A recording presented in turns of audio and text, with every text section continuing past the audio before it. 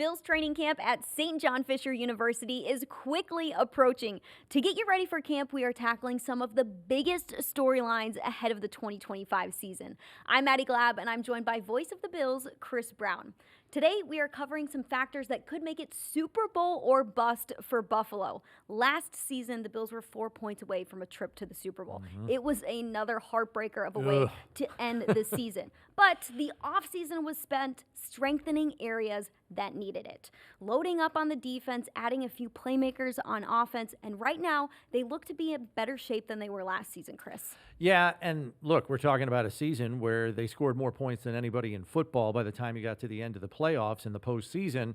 So yes, to your point, they thought that they had to address the defense and the special teams unit as well. I think they wanted to raise those two phases of the game in the hopes that they could match what they did on offense. One factor that could make it Super Bowl or bust for Buffalo in 2025 is Josh Allen. Now, Allen had an MVP season last year with 40 touchdowns and just 6 interceptions. He quarterbacked an offense that averaged more than 30 points per game. And if you look at who's returning, a lot of playmakers will be back and the entire offensive line. Why will Allen maintain or improve his level of play in his 8th NFL season? Well, because that's what he does every year, right? I mean, he finds an area of his game to focus on and inherently makes it better. Last year, as we know, he wanted to reduce his turnover count.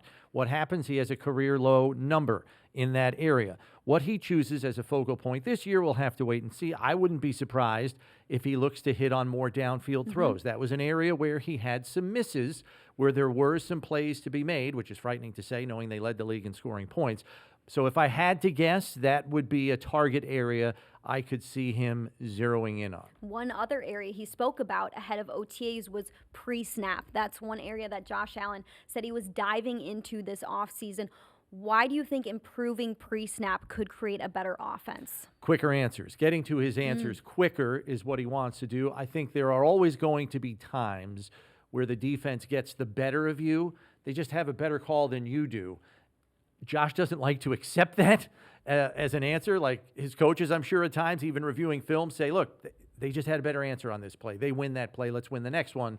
Josh doesn't like to accept defeat on anything. So I think if he can reduce the number of times where the defense gets the better of him and he can get his offense into the best possible call for that play, he's going to be a happier quarterback. Another factor that could make it Super Bowl or bust is the everybody eats mantra on offense being a top 10 offense again. They did it last season, averaging more than 30 points per game. That ranks second best in the NFL. They also scored 30 rushing touchdowns and 30 passing touchdowns, a record setter for Buffalo. They have some new playmakers who can level up the offense as a whole, and their offensive coordinator, Joe Brady, is back for his second season, feeling more comfortable in that role. So how could this mantra produce a top 10 offense again? Well, I think the reason that approach works is because they do not have a diva in their locker room on the offensive side of the ball. Now, that's a hard mantra to mandate if you have a high-maintenance player in that group. They don't have that. And I think it's a philosophical shift where they said, look, we're not going to have a true number one receiver with a clear pecking order of who comes after. And that, I think, in turn, makes it more difficult for opposing defenses to target what to focus on defensively and take away from the Bills. There isn't a clear-cut answer there. So because of that, it makes the Bills inherently more difficult to defend.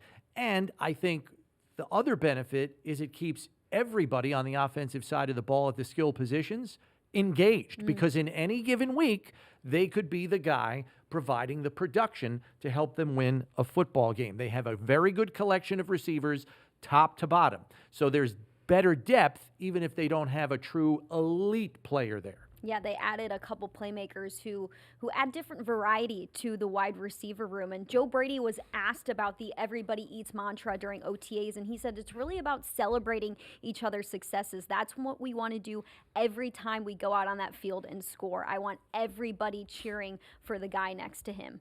Another thing that could help this team as a whole in 2025 is the pass rush taking a step forward. That was one area that a lot of people thought needs improvement in the offseason. Buffalo drafted a few players. They went and got a few in free agency that look to make this entire unit better. Last season, they tied 18th, just 39 sacks, and also were 20th in pressure rate. How will an improved pass rush make this entire defense better? Well, first of all, it takes pressure off your coverage unit on the back end because they don't have to cover for as long. I think the key to remember here is the improvements and the additions made to the defensive line have to ultimately, at the end of the day, generate pressure by just rushing the front four. If that happens, it allows you to drop 7 into coverage, doing the math, knowing there's 11 players on the field. And when you have 7 players in coverage, it makes you a more effective coverage unit. You got more guys doing it. I think this has to be noted too. With the added size up front, I'm anticipating a more effective run defense unit as well. The Bills were decent in run defense, but there were some leaky games last season that we all remember.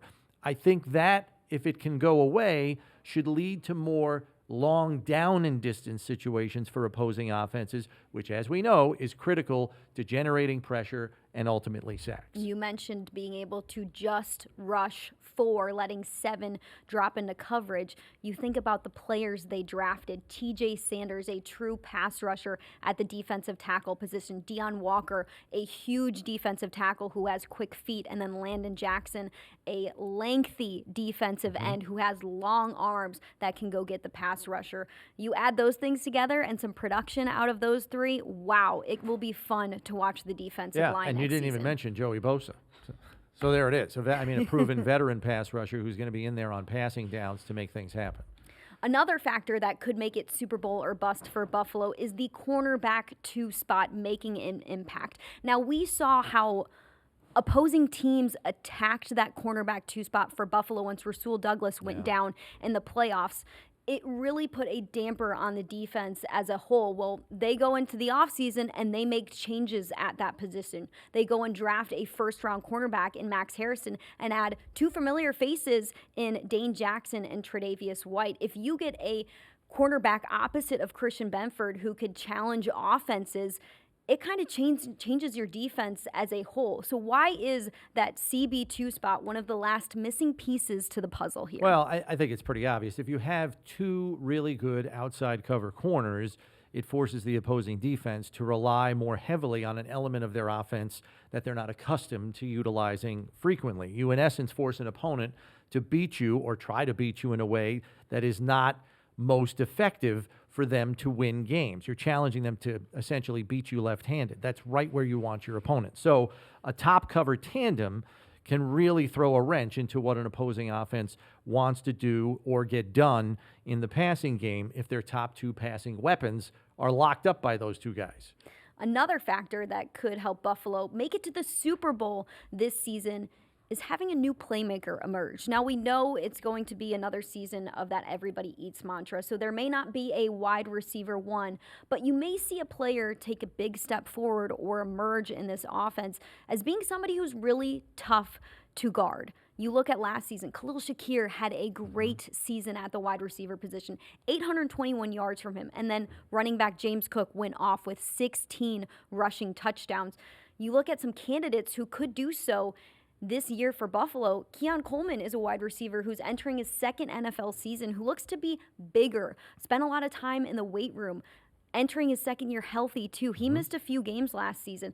And then you have Dalton Kincaid, a tight end who's entering his 3rd year, who had a really big rookie season. Could he do that again? And then some new playmakers as well in Joshua Palmer and Elijah Moore. What will a new consistent playmaker do for Buffalo's offense? Well, it only diversifies their attack further. We saw how a varied and diversified attack made it difficult for opposing defenses to get a handle on who to key on defensively to slow down Buffalo's offense. Eventually, that became Khalil Shakir, who was the focal point of most opposing defenses come the second half of the season, and yet he still was able to produce.